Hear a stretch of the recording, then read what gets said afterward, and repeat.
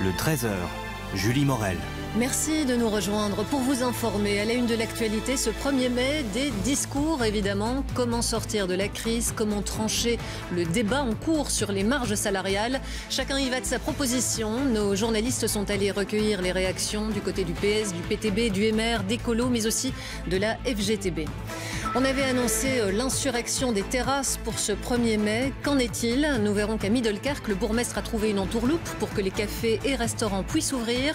Et à Liège, on cherche aussi des combines pour se mobiliser, notamment en proposant du takeaway. Une dizaine de manifestations prévues à Bruxelles ce samedi. La police est sur le pont, notamment au Bois de la Cambre, où un appel à faire la fête a été lancé sur les réseaux sociaux. Nous ferons le point sur la boom version 2 avec Eric Béver. 400 000 contaminations en 24 heures. L'Inde a totalement perdu le contrôle de l'épidémie malgré la campagne de vaccination qui se met en place. De plus en plus de pays ferment leurs frontières avec l'Inde par crainte du variant. Et puis notre invité ce samedi est le docteur Guy-Bernard Cadière qui plusieurs fois par an rejoint le docteur Mukwege au Congo pour réparer les femmes victimes de viol. Loin des caméras, la situation dans l'est de la RDC reste très préoccupante.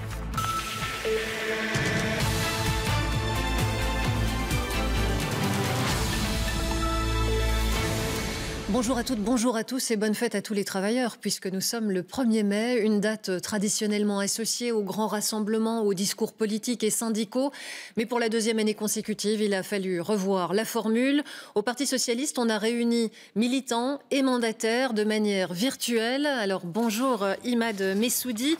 Quel est le message que le parti voulait faire passer aujourd'hui alors que la crise, on le sait, elle pèse beaucoup sur l'emploi et sur le pouvoir d'achat des Belges? Alors, le message de Paul Magnette ce matin était double. D'abord, répéter que le retour du PS au gouvernement fédéral, c'est la fin de l'austérité, la fin du saut d'index. Ça, Paul Magnette le dit depuis l'avènement du gouvernement Vivaldi l'été dernier. Et puis le deuxième message, c'était de faire un pont avec le passé. Lors de son discours, Paul Magnette a listé toute une série de grandes avancées datant du siècle dernier, la création des pensions, la création des logements sociaux, de la sécurité sociale, des avancées grâce aux socialistes de l'époque, et utilisant ces éléments-là, il a fait un lien avec le présent, avec l'action des ministres socialistes, un lien même avec le présent très très présent, c'est-à-dire le débat sur la norme salariale. Il a évoqué cette question et vous allez l'entendre, il est très clair sur ce qu'il faut faire. Il faut d'une part pouvoir octroyer des augmentations de salaire à tous les travailleurs qui ont continué à donner le meilleur d'eux-mêmes dans des secteurs qui, malgré la crise, ont fait des bénéfices. Ça, c'est pour nous une évidence. On ne comprendrait pas qu'ils ne soient pas récompensés pour leur travail. Et il faut aussi, et c'est un combat qu'on mène aussi avec nos camarades des organisations syndicales, continuer à se battre pour augmenter le salaire minimum. Grâce au combat des socialistes, on est en train d'augmenter les salaires du personnel soignant, du personnel non marchand et des militaires. Nous allons aussi continuer à nous battre pour que tous les travailleurs du secteur privé puissent eux aussi bénéficier d'augmentations de salaire dans tous les secteurs où c'est possible. Voilà donc pour le discours de Paul Magnette. Le Parti socialiste qui, on le sent, Imad, est vraiment poussé dans le dos, ou plus exactement sur sa gauche, par le PTB. Le PTB qui a fêté son 1er mai en présentiel, lui, aujourd'hui. Oui, tout à fait. C'est le sentiment, en tout cas, de Raoul Edebo, le porte-parole national du PTB, a réuni ses troupes à Liège. J'étais 150-200 personnes, tout ça encadré par la police. Sans surprise, dans son discours, Raoul Edebo a fustigé la droite, a fustigé les patrons, et il a également appelé à ce que les partis de gauche du gouvernement modifient la loi de 1996. Alors c'est quoi cette loi? Pour faire simple, c'est une loi qui permet de régler la question des augmentations salariales. Dans cette loi, il y a un article 14 et cet article, il permet de suspendre les dividendes. Et le fait que cet article arrive dans l'actualité, soit brandi comme une menace par les socialistes, c'est la preuve, selon Raoul Edebo, que le PTB pèse sur la situation politique chez nous. Je vous propose d'écouter Raoul Edebo, le porte-parole national du PTB. Depuis 25 ans, l'article 14 existe. Jamais, il n'a été menacé d'être appliqué. Eh bien, chers amis, chers camarades, et c'est bien la preuve que le PTB, que le mouvement social peut pousser l'ensemble de l'échiquier politique vers la gauche, c'est sous la pression du mouvement social, sous la pression et la montée du PTB, qu'enfin des partis traditionnels de gauche doivent invoquer l'application de l'article 14. Et ça montre, chers amis, chers camarades, que le PTB renforce sa gauche en Belgique. C'est pour ça qu'on est là. Merci Imad pour ce compte-rendu. Faisons le point à présent sur le 1er mai des libéraux avec Laurent Henrard en direct de Uccle en région bruxelloise. Alors vous êtes devant le studio d'enregistrement où les présidents du MR et de l'Open VLD notamment sont venus enregistrer leur discours du 1er mai. Oui, les deux présidents libéraux du pays, du nord et du sud du pays, ensemble pour ce 1er mai, cette fête du travail qui est aussi, répète Georges-Louis Boucher, le président du MR, une fête libérale. Alors c'est une session qui a duré pendant plus d'1h30 avec énormément de live, énormément d'interactions aussi aux quatre coins de la région wallonne avec les différents ministres libéraux qui étaient dans les principales villes de Wallonie. Dans son discours, Georges-Louis Boucher, en fin de session, est revenu bien sûr sur la crise sanitaire. Il a évoqué les difficultés des citoyens, rappelé que les ministres libéraux travaillent à des solutions et travaillent aux aides pour les secteurs en difficulté et il a évidemment été question de l'accord interprofessionnel dont vous venez de parler. Le MR s'en est pris très clairement au PTB qui fait, dit Georges-Louis Boucher, du populisme et qui contamine d'autres partis de gauche, autrement dit le Parti socialiste. Alors que faire suite à cet échec des négociations entre les interlocuteurs sociaux ? Écoutez les réponses d'Egbert Lacarte et de Georges-Louis Boucher. Pour eux, pas question du tout de toucher à cette marge salariale de 0,4%. On applique la loi de 96 telle qu'elle existe aujourd'hui. Alors nous, on s'est toujours montré ouvert que des secteurs, à un moment donné, ou des entreprises plutôt, puissent faire des gestes. Ça a déjà été fait. Par exemple, le secteur de la grande distribution, si je prends les chiffres de Comeos. Et donc aujourd'hui, il faut penser à l'intérêt général. L'intérêt général, c'est de préserver les emplois et ce n'est pas en surchargeant particulièrement des PME, des TPE d'augmentation salariale que l'on y arrivera. On a conclu l'année passée avec l'accord gouvernemental qu'on respectera la norme salariale, ça c'est 0,4, mais il y a moyen de trouver un accord pour les entreprises qui ont bien travaillé l'année passée. Ce n'est que 6% des entreprises et là on est prêt à chercher des solutions pour que les travailleurs en bénéficient aussi. On travaillera sur un domaine comme ça. Merci Laurent Henrard pour ce compte-rendu du côté des libéraux. Et Écolo, il va aussi de son idée dans le débat sur l'accord interprofessionnel. Pour les écologistes, il faut aller au-delà de la marge salariale de 0,4%. Écolo qui fait partie du gouvernement fédéral et qui appelle à la créativité sur base d'un des articles de la fameuse loi de 1996 sur les salaires. Une marge de sécurité est prévue dans cette loi et pour Écolo, il faut l'utiliser au bénéfice des travailleurs. Écoutez Jean-Marc Nollet, le coprésident d'Écolo. Cette marge de sécurité pourrait être spécifiquement affectée aux secteurs qui ont fait de grands bénéfices. Il n'est pas normal que ces bénéfices aillent dans les dividendes, dans le salaire des patrons, sans que les travailleuses et les travailleurs reçoivent aussi une augmentation salariale digne des bénéfices auxquels ils ont contribué largement en venant tous les jours au travail pendant la crise, en étant au front. Et pour clore ce chapitre consacré au 1er mai, je vous propose d'écouter le patron de la FGTB, Thierry Baudson. Thierry Van Gulik l'a rencontré juste avant son discours aux militants. Le message, il tourne autour principalement de deux éléments. D'abord, à court terme, évidemment, l'accord interprofessionnel, c'est de dire qu'il n'est pas question pour nous de changer d'attitude.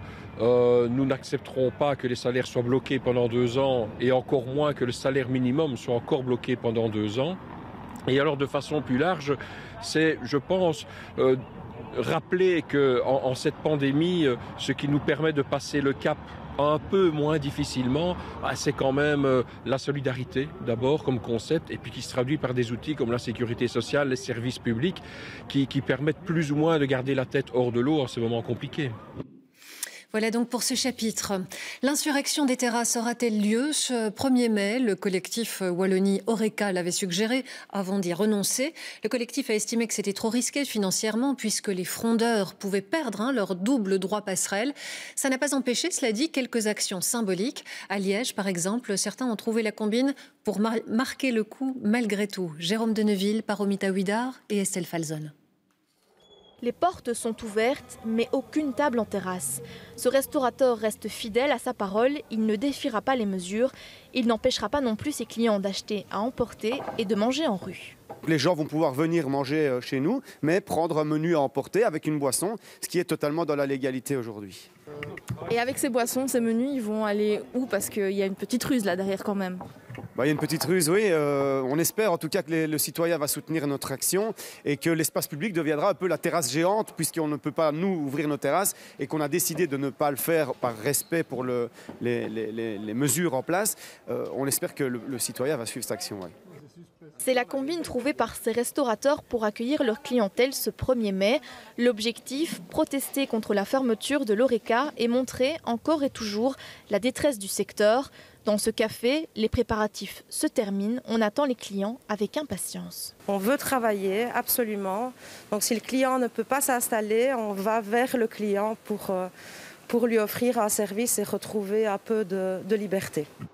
Forcer une réouverture et risquer des sanctions, le jeu n'en valait pas la chandelle pour le collectif Horeca. Cette action, c'est donc une maigre compensation.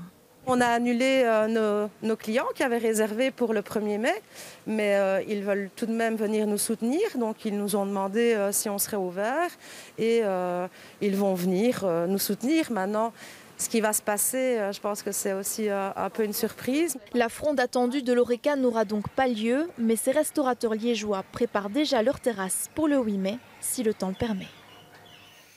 Et on va tout de suite rejoindre Estelle Falzon en direct à Liège. Alors Estelle, l'action des restaurateurs vient tout juste de démarrer.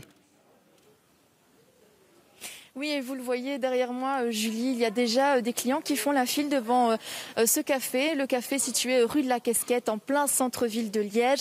Alors la gérante de ce café, qui est aussi la présidente du collectif Wallonie Horeca, avait environ une 70aine de réservations en cas de réouverture de sa terrasse. Elle espère au moins autant de commandes cet après-midi en take-away. Alors normalement, l'action doit durer 1 heure, mais les restaurateurs que j'ai rencontrés ce matin me confient qu'ils espèrent que ça dure quand même tout l'après-midi. La gérante de ce café a même demandé à ses plus fidèles clients de venir avec des plaids et des coussins pour se tenir chaud cet après-midi. Elle a tout prévu de son côté, des cornets de pâtes, des boissons chaudes, des boissons froides. Alors précisons qu'elle n'est pas la seule, bien sûr, à prendre part à cette action de take-away. Il y en a quelques-uns qui ont participé à Liège. Je ne peux pas vous donner exactement le chiffre, mais il y avait environ 120 personnes qui voulaient rouvrir leur terrasse ce 1er mai avant l'annulation. Précisons aussi que la police est déjà passée 2 fois ce matin, simplement pour faire de la prévention, pour rappeler les mesures sanitaires et demander que la distance soit respectée quand il y aura un peu plus de clients. Merci Estelle. Prenons à présent la direction de Middelkerk, à la côte belge. Là aussi, on a trouvé une combine pour contourner les règles. David Brichard, c'est même le bourgmestre qui est à l'initiative et qui fait aujourd'hui un pied de nez aux autorités. Eh bien tout à fait Julie, et vous le voyez derrière moi, les touristes ici à Middelkerk sont en train de déguster un café ou de manger un paquet de frites ici en terrasse. Alors au total 200 tables ont été installées et 800 chaises sur ces digues, et c'est, comme vous l'avez dit, une initiative du bourgmestre de la ville, Jean-Marie De Decker. En fait, il a décidé de suspendre temporairement le permis des terrasses des établissements Horeca, et c'est donc la commune qui a installé elle-même ces tables et ces chaises. Les clients vont chercher à emporter et puis viennent déguster en terrasse, et bien sûr des employés de la commune nettoient eux-mêmes les tables et les chaises.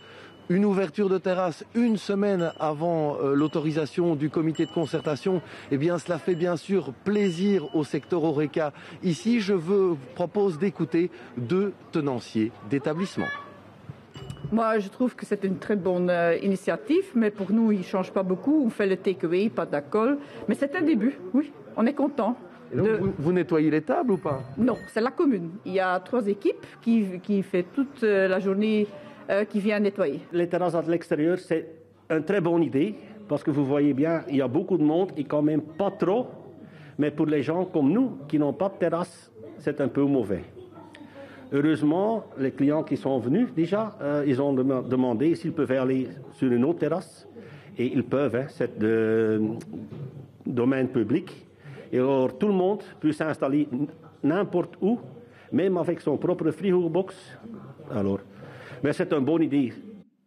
Voilà donc pour ces interviews signées David Brichard. Merci David. Faisons à présent le point sur ces multiples événements et manifestations annoncés à Bruxelles ce samedi 1er mai. Rassemblement des syndicats et des mouvements sociaux, rassemblement en solidarité avec les migrants. Il y a aussi les artistes du mouvement Standing for Culture, les jeunes du collectif Trace ton cercle. Au total, il y a une dizaine de manifestations qui vont fortement mobiliser les services de police. Et c'est sans doute au Bois de la Cambre qu'ils seront le plus nombreux pour encadrer la boum 2.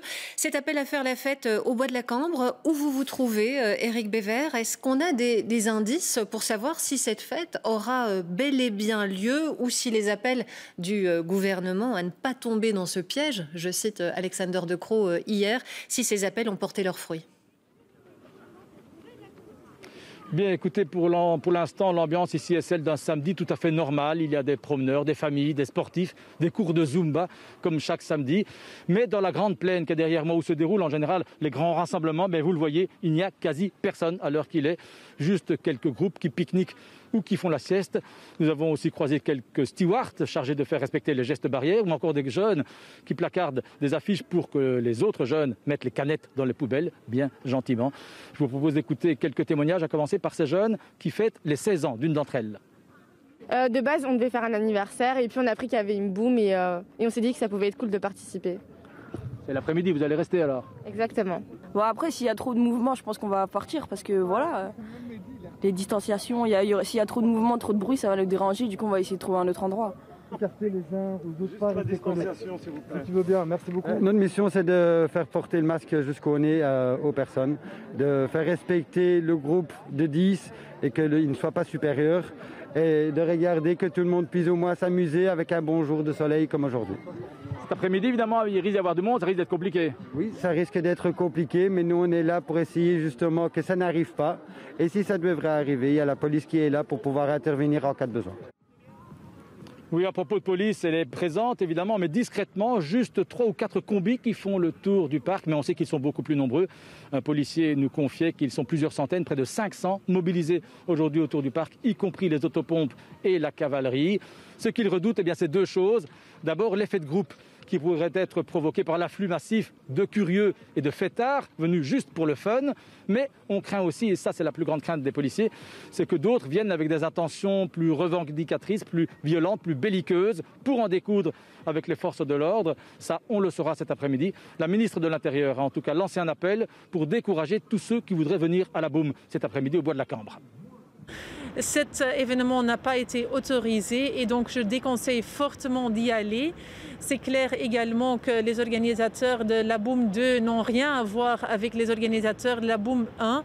Donc ce sont des gens de tous les côtés qui ont annoncé d'y aller et donc pour garantir la sécurité de tout le monde, de nos jeunes, je déconseille fortement d'y aller. Merci Éric Béver, au Bois de la Cambre. Évoquons à présent l'action du collectif Still Standing for Culture. Une centaine de lieux culturels bravent l'interdit et ouvrent leurs portes ce week-end. Au centre culturel de Boisfort, il y aura des séances de cinéma familial cet après-midi. Et avant cela, le public peut participer à une performance. Vous découvrez les images. En fait, le principe, c'est un lancer de ballon qui s'accompagne de cris. Tout le monde peut venir se lâcher et dire haut et fort ce qu'il a sur le cœur en lançant des projectiles. Bonjour Virginie Cordier, vous êtes la directrice de la Vénerie, le centre culturel de Boisfort. Pourquoi est-ce que vous vouliez en être de ce mouvement de fronde aujourd'hui ? Oui, c'est important d'en être. C'est important aussi de rappeler en fait que le secteur il est solidaire en fait et responsable envers tout ce qui se passe dans les hôpitaux et puis aussi face à toutes les personnes et tous les secteurs qui sont discriminés. Donc on voulait y participer pour rappeler en fait cette discrimination et pour se faire entendre. En fait, c'est important de rappeler en fait qu'on est là pour défendre nos libertés et droits fondamentaux. Il n'est plus question d'attendre. Aujourd'hui, toutes les conditions sont réunies selon vous pour une ouverture en toute sécurité ? Oui, je pense qu'on a fait preuve d'énormément de patience et d'efforts. Les protocoles sont là, ils sont sur la table. En tout cas, le secteur a montré qu'il était solidaire et avec la ministre Linard pour dire que nous étions prêts à réouvrir en garantissant en fait la sécurité et pour les publics et pour les travailleurs et pour les artistes. Les menaces de PV ou d'intervention policière, on sait qu'hier par exemple à Genappe, il y a eu intervention de la police. Tout ça n'est pas de nature à vous dissuader ? Je pense qu'il ne faut pas avoir peur. Je pense que le public est avec nous. On le voit d'ailleurs pour l'instant. Il y a énormément de gens qui arrivent ici sur la place Quai même pour participer à cette performance Aral tout baigne. Il y a une séance ciné-famille, vous l'avez dit. Il y a la fanfare du coin du Ballet qui va venir. Il y a aussi l'académie de musique qui va venir animer en fait les espaces publics avec des habitants qui sont présents. Et donc je crois que c'est important de dire que s'il y a évidemment des amendes qui pourraient être encourues par n'importe qui, par n'importe quelle structure, il y a vraiment un élan de solidarité du secteur, mais aussi des citoyens en fait, pour nous aider à mener ces actions. Merci Virginie Cordier pour cette intervention dans notre journal. Dans la suite de cette édition, les biens confisqués par la justice qui profitent aux plus démunis. Nous entendrons aussi le chanteur Dadju dans ce journal. Dadju qui vient de récolter près de 90 000 € en faveur de l'hôpital de Panzi du docteur Denis Mukwege.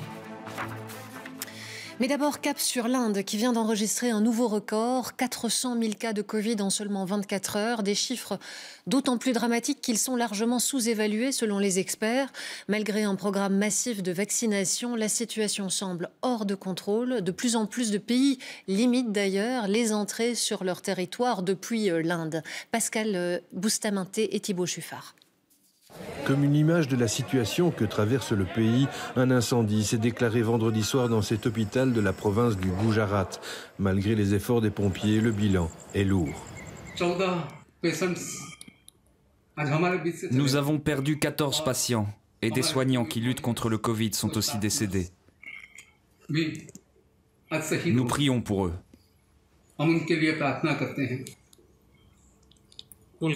Combien de personnes sont mortes ? Nous en avons compté 16. L'épidémie semble hors de contrôle dans tout le pays. 3523 personnes sont décédées en une seule journée. Les soins de santé sont débordés. Tout semble manquer. Mon père ne pouvait rien obtenir à temps. Tout a été retardé, tout. Tout a été retardé. Pas de consultation à temps, pas de médicaments à temps, pas de bouteilles d'oxygène, rien. De nombreux pays envoient de l'aide en Inde sous forme d'oxygène, de respirateurs, de médicaments. Un programme massif de vaccination a été lancé dans ce pays qui compte 1,3 milliard d'habitants. Le programme connaît déjà des difficultés. 25 millions de personnes à peine ont reçu leurs 2 injections. Certains pays commencent à limiter les voyages en provenance d'Inde, à commencer par les États-Unis. En ce qui concerne l'Inde, nous avons annoncé qu'il y aura des restrictions aux voyageurs à partir de mardi, sur les conseils des centres de contrôle des maladies, de nos experts Covid-19, des experts médicaux et de nos conseillers en matière de sécurité nationale. La Belgique a interdit l'arrivée de tout voyageur en provenance d'Inde, tout comme l'Australie, qui imposera même une peine de prison à ceux qui braveraient l'interdiction.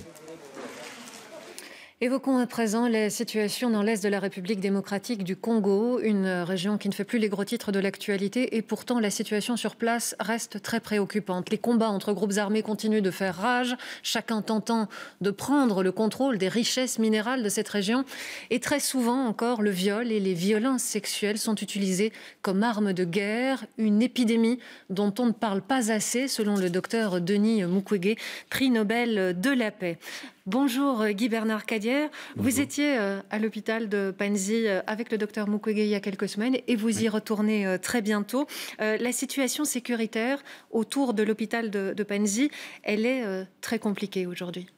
Mais elle est très compliquée d'une part parce qu'il y a Denis Mukwege lui-même qui est prisonnier maintenant et qui n'a pas pu sortir de l'hôpital déjà depuis 1 an, de son hôpital cerné par les barbelés, protégé par la MONUSCO. Parce qu'il y a des menaces. Parce qu'il y a les menaces, oui.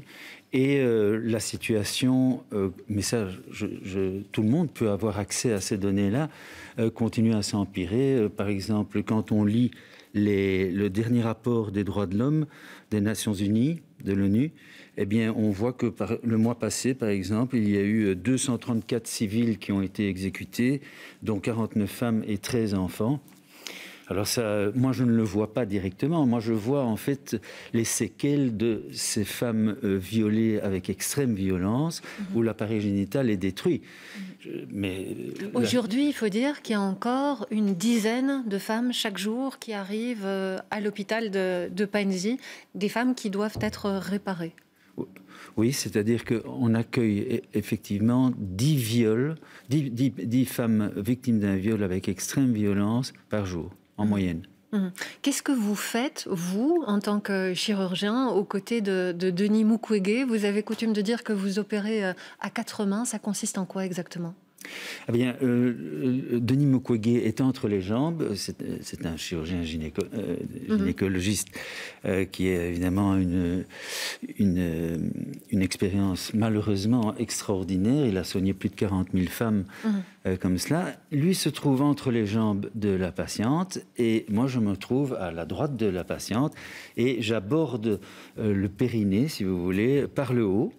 Grâce à une caméra et des petites incisions. Et je contrôle ce que je fais grâce à un écran de télévision. Et Denis passe par le vagin et par l'anus. Et on reconstruit comme ça, à 4 mains, effectivement, le vagin, le rectum et la vessie. Ce qui est terrible avec ces femmes, c'est que quand elles ont subi ces violences, il y a évidemment leur chair qui a été vraiment martyrisée, mais il y a aussi toutes les conséquences, parce que ces femmes, par exemple, ne peuvent pas se retenir d'aller aux toilettes. Bien sûr. Et donc, elles sont stigmatisées parce qu'elles perdent à longueur de journée leurs urines et leurs selles. Elles ne sentent donc pas bon. Et elles sont rejetées par leur mari, elles sont rejetées par le village. Et donc, outre le fait d'avoir été violées et d'avoir eu leur appareil génital détruit, eh bien, en plus, sur le plan psychologique, elles sont complètement stigmatisées, oui. Et c'est là qu'on se dit que finalement, toutes les richesses du sol de cette région que j'évoquais, est-ce que c'est vraiment une chance, finalement, pour cette région d'être si riche? Oui, vous avez raison. C'est une région scandaleusement riche en diamants, en or, en coltan pour nos nouvelles technologies. Et donc, c'est presque une malédiction. Oui. C'est une malédiction. Oui, vous avez raison. C'est une malédiction pour les gens. Et au fond, cette région est l'objet de convoitises. Et s'il n'y avait pas cette convoitise, il n'y aurait pas ces guerres. Et donc, en fait, les multinationales, les pouvoirs locaux préfèrent que ce soit le chaos. Et donc, de se servir dans cette bijouterie à ciel ouvert plutôt que de se présenter à un guichet et payer le juste prix de tous ces minéraux. Vous êtes chirurgien, vous êtes aussi musicien, si j'ai bien lu votre CV. Vous avez été saxophoniste notamment aux côtés de Victor Laszlo. Je crois qu'on a même une petite image, si le réalisateur peut la montrer. Voilà, on la voilà. Je vous dis ça parce que j'aimerais bien qu'on regarde ensemble ce petit extrait musical.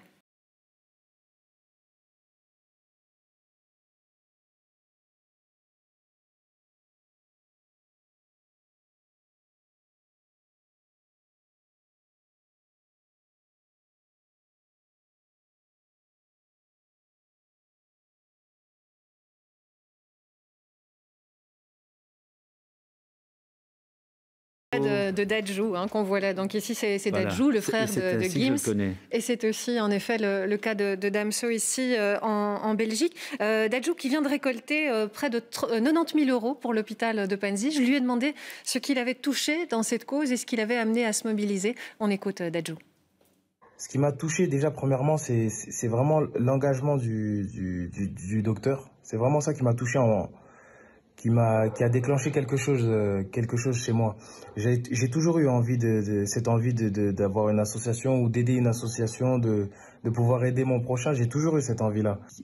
Savoir qu'il met sa vie en danger jusqu'à aujourd'hui, sans forcément attendre en retour de l'argent ou de la reconnaissance. Et c'est tout simplement la définition d'un super-héros, en fait. Un super-héros, c'est comme ça que vous le qualifiez aussi, et parce que c'est un terme qu'on peut aussi vous donner, vous qui allez très régulièrement là-bas. Donc moi, je suis au service de la cause de Denis Mukwege. Lui, c'est un véritable héros, oui, je pense. C'est quelqu'un c'est un médecin, il soigne. C'est aussi un scientifique. Il a été nommé avant-hier membre du conseil scientifique de l'Organisation mondiale de la santé. Donc, il est un des 7 membres scientifiques de l'Organisation mondiale de la santé. Et en tant que scientifique, il est tout le temps à la recherche. Il a une obsession, c'est cette recherche de la vérité. Et c'est un héros parce qu'il ne démord pas de cela. Donc actuellement, il veut combattre l'impunité des bourreaux dans cette région. Il a exhorté d'ailleurs la semaine passée M. Tshisekedi pour que la lutte contre l'impunité dans l'Est du Congo soit une de ses priorités. Et donc son combat, il le mène d'une manière intransigeante, complètement intransigeante. Et c'est pour ça qu'il est menacé, évidemment, parce que sa narration n'est pas la même que celle des vainqueurs, des puissants, des bourreaux. Merci d'être venu nous en parler, Monsieur Kadir, sur le plateau du journal télévisé. Des dizaines de milliers de biens sont saisis chaque année lors de procédures judiciaires, des TV, des bijoux ou encore des pieds de biche. Certains seront restitués à terme, d'autres détruits. Mais pourquoi pas revaloriser ces objets confisqués qui s'entassent dans les tribunaux? À Bordeaux, en France, on a décidé d'en faire profiter les plus démunis. Fanny Laurent et Daphné Fanon. Vous vous trouvez donc ici dans le local scellé du tribunal judiciaire de Bordeaux. Bijoux, armes de poing, vêtements neufs ou écrans TV. Ici, entre 10 000 et 14 000 objets placés sous scellés sont déposés par an au tribunal de Bordeaux. Tant que les faits ne sont ni jugés ni prescrits, on va conserver les scellés. La conservation du scellé est hyper importante. Le rôle du scellé est très important dans l'affaire, donc on va le conserver tant que les faits vont pouvoir être jugés. Saisis lors de procédures judiciaires, certains de ces objets, plutôt que d'être jetés, connaissent une deuxième vie. La valorisation des scellés intervient de plusieurs façons. Elle intervient dans le cadre d'une convention qui a été signée entre les chefs de juridiction de Bordeaux et la Croix-Rouge, qui est une des premières associations. Il y en aura certainement d'autres. C'est un don aux associations d'un certain nombre de scellés. Revaloriser des scellés a donc un intérêt social. Récemment, plusieurs palettes de vêtements, produits d'hygiène et multimédia ont été remis à la Croix-Rouge de Gironde pour les plus démunis. C'est des biens qui, pour une grande partie d'entre eux, sont issus d'infractions pénales, de personnes qui ont finalement des mauvais comportements en société, et que ces biens-là, qui n'ont pas de propriétaire légitime, puissent être redonnés à des gens qui sont dans le besoin. Ça faisait sens en fait pour nous. L'an dernier, le gardiennage de tous ces objets a coûté plusieurs centaines de milliers d'euros à l'État français. Le tribunal projette donc de continuer sa distribution aux maisons de repos et à l'hôpital des enfants. Et on va terminer avec un mot de football. Début des Playoffs 1 hier soir, les Champions Playoffs plus exactement. Et la première victoire revient à Genk qui s'est imposé à l'Antwerp sur le score de 2-3. Une victoire après une rencontre intense et qui permet aux récents vainqueurs de la Coupe de Belgique de s'emparer de la deuxième place provisoire en attendant le choc entre Bruges et Anderlecht demain. Et puis sachez qu'aujourd'hui c'est la première journée des Playoffs 2, les Europe Playoffs avec le déplacement du Standard à Ostende. C'est la fin de ce journal. Tout de suite, la météo de Daniela Prépeliuk, suivie des ambassadeurs qui nous emmènent à la découverte de la Belgique souterraine ce samedi. Bel après-midi et à ce soir.